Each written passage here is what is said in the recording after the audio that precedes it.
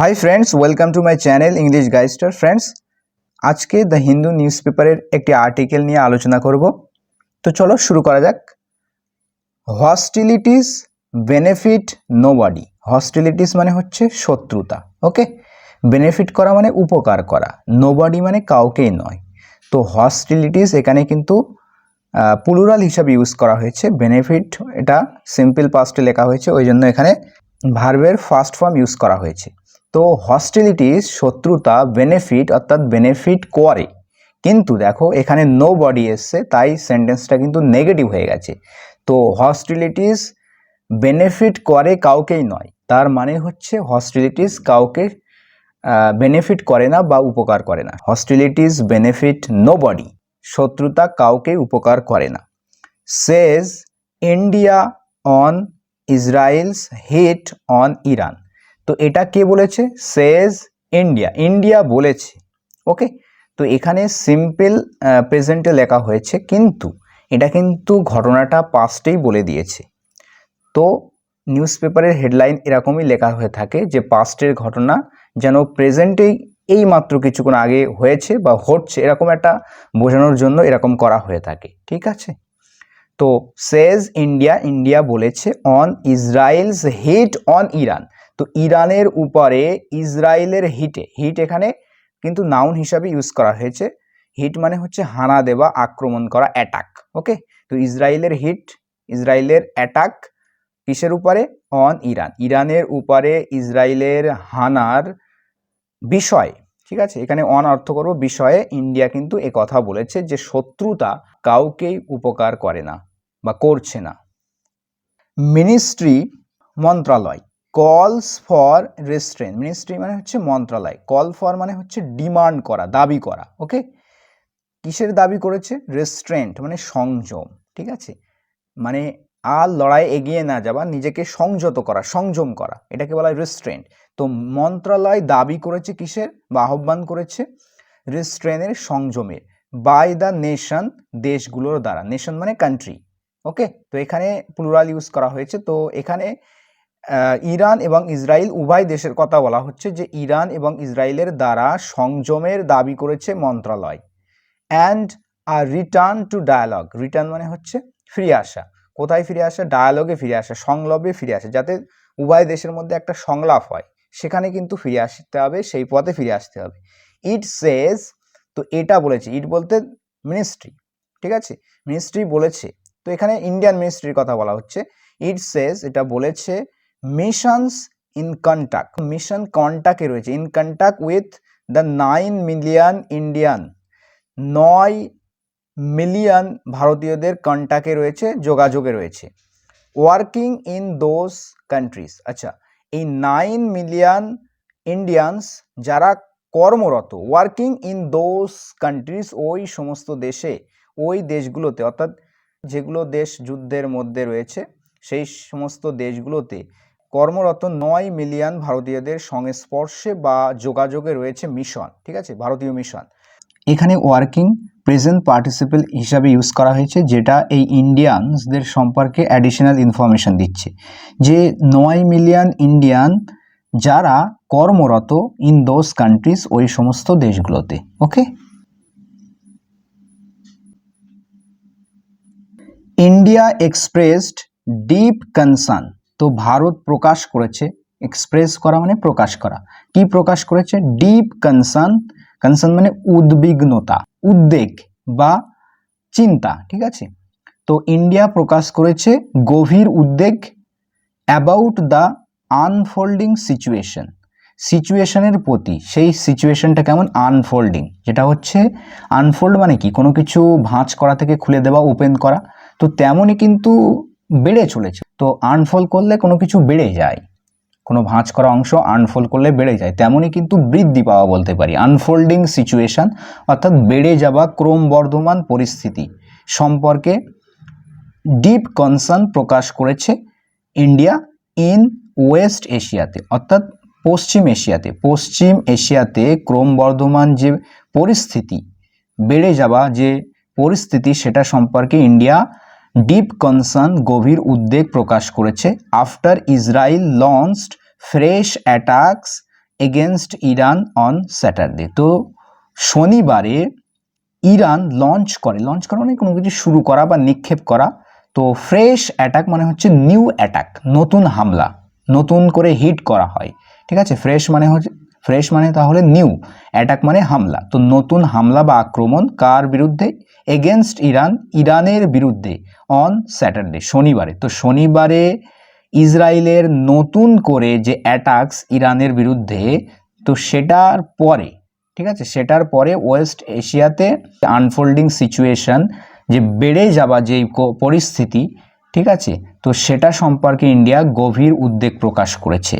With the ministry of external affairs saying, তো সাথে কি বলার সাথে সাথে এই পররাষ্ট্র মন্ত্রণালয় বলেছে, কি বলেছে তার সাথে, the hostile situation does not help anyone. Hostile situation মানে হচ্ছে শত্রু ভাবাপন্ন বা শত্রুপূর্ণ যে এই পরিস্থিতি, ডাজ নট হেল্প করে না, সাহায্য করে না, এনিওয়ান, কাউকেই। শত্রু ভাবাপন্ন পরিস্থিতি কাউকেই সাহায্য বা সহযোগিতা করে না, ঠিক আছে। তো এই মিনিস্ট্রি অফ এক্সটার্নাল অ্যাফেয়ার, পররাষ্ট্র মন্ত্রণালয়, এটা বলার সাথে যে হস্টাইল সিচুয়েশন কাউকেই কিন্তু সাহায্য করে না, তো এটা বলার সাথে সাথে ইন্ডিয়া কিন্তু তার এক্সপ্রেস বা কনসার্ন প্রকাশ করেছে। ওকে, উই আর ডিপলি কনসার্নড, আমরা গভীরভাবে উদ্বিগ্ন, ঠিক আছে। ডিপলি মিন্স গভীরভাবে, কনসার্নড উদ্বিগ্ন, বাই দ্য এভলভিং এসকেলেশন। এভলভ মানে হচ্ছে ক্রমবর্ধমান, যেটা আস্তে আস্তে বৃদ্ধি পাচ্ছে, মানে এভলভ হচ্ছে, ক্রমবর্ধমান বলতে পারিস। এসকেলেশন মানে হচ্ছে উত্তেজনা বৃদ্ধি। তো এই ক্রমবর্ধমান উত্তেজনা যে বৃদ্ধি, তার দ্বারা আমরা গভীরভাবে উদ্বিগ্ন। ইন ওয়েস্ট এশিয়া, পশ্চিম এশিয়াতে, অ্যান্ড এবং its ramification for peace and stability in the region and beyond. Its ramification মানে হচ্ছে ব্যাড কনসিকুয়েন্স, খারাপ ফলাফল, খারাপ পরিণাম। ফর পিস, শান্তির জন্য, অ্যান্ড স্টেবিলিটি, স্থিতিশীলতা, ইন দ্য রিজিয়ন, ওই অঞ্চলে, অ্যান্ড বিয়ন্ড, এবং বাইরে, ওই অঞ্চলে এবং তার বাইরে যে স্থিতিশীলতা এবং শান্তির জন্য যে একটা প্রভাব বলতে পারি, খারাপ প্রভাবই পড়ছে। তো এর খারাপ প্রভাব আস্তে আস্তে কিন্তু ওয়েস্ট এশিয়াতে কি করছে, আস্তে আস্তে এভলভ হচ্ছে, ঠিক আছে, ক্রমবর্ধমান হচ্ছে, বৃদ্ধি পাচ্ছে। তো এর দ্বারা কিন্তু আমরা গভীরভাবে উদ্বিগ্ন। উই রিইটারেট মানে পুনরায় বলা। তো আমরা পুনরায় জানাচ্ছি বা বলছি, আওয়ার কল, আমাদের আহ্বান, কল মিন এখানে আহ্বান বলতে পারি, টু অল কনসার্ন, তো সমস্ত সংশ্লিষ্টদের প্রতি, টু এক্সারসাইজ রেস্ট্রেন্থ, সংযম এক্সারসাইজ করা মানে সংযম করা বলতে পারি, and return to the path of dialogue, এবং কোন পথে ফিরে যাওয়ার কথা বলছে, সংলাপের পথে, যাতে দুই দেশ মিলে একটা আলোচনায় বসে, সংলাপ করে, ডায়ালগ বিনিময় করে, ঠিক আছে। তো এটার পথে রিটার্ন করার জন্য, ফিরে আসার জন্য, অ্যান্ড ডিপ্লোমেসি, এবং কূটনীতি, এবং কূটনীতির পথেও ফিরে আসার জন্য আমরা সমস্ত কনসার্নড, তো আমরা সমস্ত সংশ্লিষ্টদের প্রতি আহ্বান করার বিষয়ে রিইটারেট করছি, মানে পুনরায় জানাচ্ছি। The ministry said in a statement, তো মন্ত্রণালয় এটা কিন্তু বলেছে একটা বিবৃতিতে, দ্যাট যে কেম আওয়ার্স, তো এই বিবৃতিটা আসে, কামের সেকেন্ড ফর্ম, আসে আওয়ার্স, অর্থাৎ কয়েক ঘন্টা পরে। কিসের কয়েক ঘন্টা পরে? আফটার ইসরায়েল কনফার্মড, ইসরায়েলের কনফার্ম করার পরে, নিশ্চিত করার পরে। কি নিশ্চিত করে? দ্যাট যে it had carried out strike, যেটা ক্যারি আউট করেছে, সম্পাদন করেছে। ক্যারি আউট করা মানে অ্যাকচুয়ালি সম্পাদন করা কোনো কিছু, ঠিক আছে, ক্যারি আউট করা। তো স্ট্রাইক সম্পাদন করেছে, হামলা সম্পাদন করেছে, বা এক কথায় আমরা বলতে পারি হামলা করেছে, হামলা হেনেছে, এগেনস্ট ইরানিয়ান মিলিটারি টার্গেটস। তো ইরানের যে মিলিটারি টার্গেট ছিল তাদের, সেখানে কিন্তু তারা যে স্ট্রাইকটা হানে, তো সেটার কনফার্ম করার পরে, ইসরায়েল সেটা কনফার্ম করার কয়েক ঘন্টা পরে কিন্তু মিনিস্ট্রির তরফ থেকে, অর্থাৎ ইন্ডিয়ান মিনিস্ট্রির তরফ থেকে একটা বিবৃতি আসে। তো বিবৃতিটাও কিন্তু উপরে উল্লেখিত হলো অলরেডি। দ্য কারেন্ট সিচুয়েশন, বর্তমান পরিস্থিতি, current means present, present situation, পরিস্থিতি, ইন গাজা, গাজাতে, অ্যান্ড লেবানন, এবং লেবাননে, featured in India's recent diplomatic outreaches. তো এটা ফিচার করে, কি ফিচার করে মানে এতে কি দেখা যায় যে ইন্ডিয়াস রিসেন্ট ডিপ্লোম্যাটিক আউটরিচেস, মানে ইন্ডিয়ার যে সম্প্রতি কূটনৈতিক যে একটা যোগাযোগ করার চেষ্টা, আউটরিচ মানে কি যোগাযোগ করার চেষ্টা, to make an attempt to contact, ঠিক আছে, যোগাযোগ করার এই যে প্রচেষ্টা, ঠিক আছে, ডিপ্লোম্যাটিক অ্যাট, যেমন কোথায় কোথায় দেখো, অ্যাট দ্য ব্রিক্স সামিট, যেমন এই ব্রিক্সের সম্মেলনে, সামিট মানে হচ্ছে মিটিং বলতে পারি, ঠিক আছে, হাই লেভেলের মিটিংকে বলা হয় সামিট। তো ব্রিক্স সামিট হয়েছে সেখানে কিন্তু উল্লেখ করা হয়েছে এই বিষয়টাকে, যে গাজাতে এবং লেবাননের যে পরিস্থিতি, and during prime minister Narendra Modi's interaction with German chancellor Olaf scolds on Friday. তো শুক্রবারে জার্মান চ্যান্সেলর নাম হচ্ছে ওলাফ স্কোলস, তো তার সাথে কিন্তু নরেন্দ্র মোদির ইন্টারাকশন বা সাক্ষাৎকারের সময় বা আলাপের সময়, ইন্টারাকশন মানে আলাপ বা সাক্ষাৎকারে, তো প্রধানমন্ত্রী, ডিউরিং মানে হচ্ছে তাহলে, ডিউরিং মানে সময়, তো কিসের সময়, প্রাইম মিনিস্টার নরেন্দ্র মোদির আলাপের সময়, সাক্ষাৎকারের সময়, কার সাথে, জার্মান চ্যান্সেলর ওলাফ স্কোলসের সাথে, যেটা শুক্রবারে হয়েছিল। তো এখানে দুটো উল্লেখ করা হলো, একটা হচ্ছে ব্রিক্সের সামিটে এবং হচ্ছে প্রাইম মিনিস্টার নরেন্দ্র মোদির ইন্টারাকশনের সময় কার সাথে, জার্মান চ্যান্সেলর ওলাফ স্কোলজের সাথে, যেটা শুক্রবারে হয়েছিল। তো গাজা এবং লেবাননের যে পরিস্থিতি সেই বিষয়টা কিন্তু ওই দুই জায়গায় উল্লেখিত হয় বা উঠে আসে। এক্সপ্যাট্রিয়েটস সেফটি, এক্সপ্যাট্রিয়েটস মিনস প্রবাসীদের সেফটি বা নিরাপত্তা, ঠিক আছে। The ongoing hostilities are to nobody's benefit, তো অনগোয়িং মানে চলমান যে শত্রুতা কারোই কিন্তু উপকারের নয়, ঠিক আছে, আর টু নোবডিজ বেনিফিট অর্থাৎ কারোর উপকারের নয় এই যে হস্টিলিটি সেটা। Even as innocent হোস্টেজেস and civilian population continue to suffer, এমনকি নির্দোষ হোস্টেজ মানে বন্দিরা, হোস্টেজ মানে হচ্ছে তাহলে বন্দি, তো নির্দোষ বন্দিরা, সিভিলিয়ান পপুলেশন এবং সাধারণ যে সমস্ত বেসামরিক মানুষজন, সাধারণ মানুষ, কন্টিনিউ টু সাফার, তারা কিন্তু সাফার করতেই চলেছে, কন্টিনিউ করা মানে চলতে থাকা, ঠিক আছে, তারা সাফার মানে হচ্ছে ভোগা, তো তারা ভোগেই চলেছে। Our missions in the region, তো ওই রিজিয়নে ওই অঞ্চলে আমাদের যে মিশন রয়েছে, are in contact with the Indian community, তারা কিন্তু ভারতের এই যে কমিউনিটি মানে বিদেশে যারা বসবাস করছে ভারতীয়রা, যাদেরকে বলা হচ্ছে এক্সপ্যাট্রিয়ট, তো সেই প্রবাসীদের সঙ্গে কন্ট্যাক্টে রয়েছে মানে সংস্পর্শে বা যোগাযোগে রয়েছে আমাদের মিশনগুলো, ঠিক আছে, our missions in the region মানে ওই অঞ্চলে আমাদের যে মিশন রয়েছে সেগুলো কন্ট্যাক্টে রয়েছে, are in contact with Indian community, Indian যে কমিউনিটি প্রবাসী কমিউনিটি তাদের সাথে কিন্তু কন্ট্যাক্টে রয়েছে, যোগাযোগে রয়েছে। দ্য মিনিস্ট্রি সেড, এটা কিন্তু মিনিস্ট্রি বা মন্ত্রণালয় জানিয়েছে বা বলেছে। The Gulf region is home to around 9 million expatriate Indian workers and professionals. আচ্ছা, এই গালফ রিজিয়নটা ইজ হোম, এটা হচ্ছে আবাসস্থল, ইজ হোম টু, কাদের আবাসস্থল, দেখো, টু অ্যারাউন্ড মানে হচ্ছে প্রায় 9 মিলিয়ন এক্সপ্যাট্রিয়ট রয়েছে, যারা হচ্ছে ইন্ডিয়ান এক্সপ্যাট্রিয়ট, ঠিক আছে, এক্সপ্যাট্রিয়ট ইন্ডিয়ান ওয়ার্কার অর্থাৎ প্রবাসী ভারতীয় কর্মী, অ্যান্ড প্রফেশনাল এবং হচ্ছে পেশাদারী, কর্মী এবং পেশাদারীদের এটা হচ্ছে আবাসস্থল এই গালফ রিজিয়ন, ঠিক আছে। গালফ রিজিয়ন হলো প্রায় 9 মিলিয়ন প্রবাসী ভারতীয় কর্মীদের এবং পেশাদারীদের আবাসস্থল, হোম মানে তাহলে এখানে আবাসস্থল।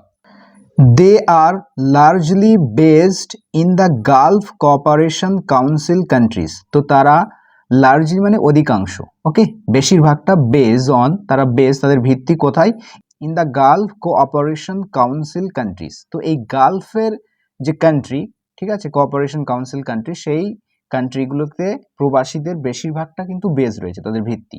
But Iran too has a prosperous Indian community, কিন্তু ইরানেও রয়েছে প্রসপারাস মানে সমৃদ্ধ ইন্ডিয়ান কমিউনিটি রয়েছে, ভারতীয় সম্প্রদায় রয়েছে,